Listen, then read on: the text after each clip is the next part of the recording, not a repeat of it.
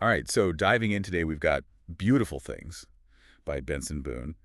And wow, this one really takes you on a ride, doesn't it? You go from feeling so grateful to just like this pit in your stomach fear of losing it all. It really does. It's like that feeling when you're on a roller coaster, climbing that first big hill, you know?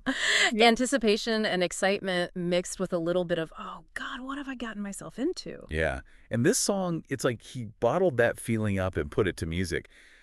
But what gets me is how relatable it is. I mean, haven't we all felt that fear of things being too good to last? Absolutely. It's this very human thing, right? Like we almost expect the other shoe to drop.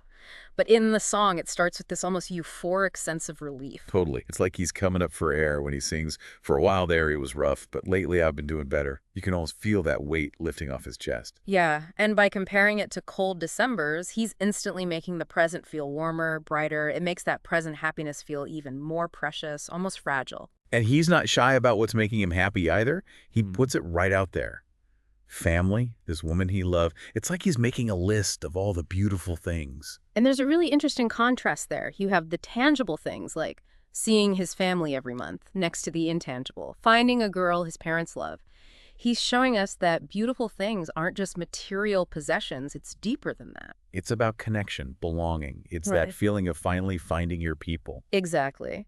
And just when you're settling into that warm, fuzzy feeling, bam, that fear crashes in. Hard. He sings, I know the things he gives me, he can take away. And suddenly, that happiness feels a lot more precarious. It's like he's holding his breath, right? Yeah. Terrified to exhale because it might all vanish. And that's where the spiritual element comes in. By thanking God, it acknowledges that these blessings are gifts, not something he's entitled to.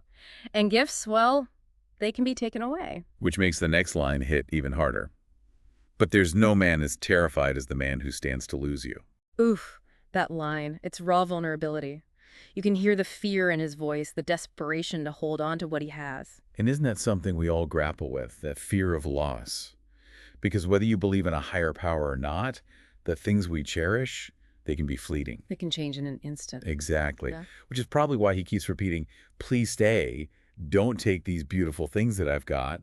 It's like a mantra almost, trying to will it all to stay the same. It's that internal tug of war, you know. He finds peace, sanity, faith, but then he sabotages it by waiting for it to disappear. He even admits it. If everything's good and it's great, why do I sit and wait till it's gone? That's the crazy part. He knows he's doing it, but he can't seem to help himself. It's like being addicted to anticipating the worst, even when things are going great. And it's a cycle a lot of us get stuck in, isn't it? We cling so tightly to the beautiful things, afraid to let go, afraid to enjoy them fully because of what might happen. It's like we're bracing for impact, even when there's no sign of danger. Which makes me think, maybe the real beautiful thing isn't about possessing anything at all. Maybe it's about learning to live with that knowledge that it could all change. Maybe it's about finding peace in the impermanence of it all. Wow, now that's something to think about. It really is. So, to everyone listening, what are your beautiful things? And how do you hold on to them without holding your breath? Something to ponder, right?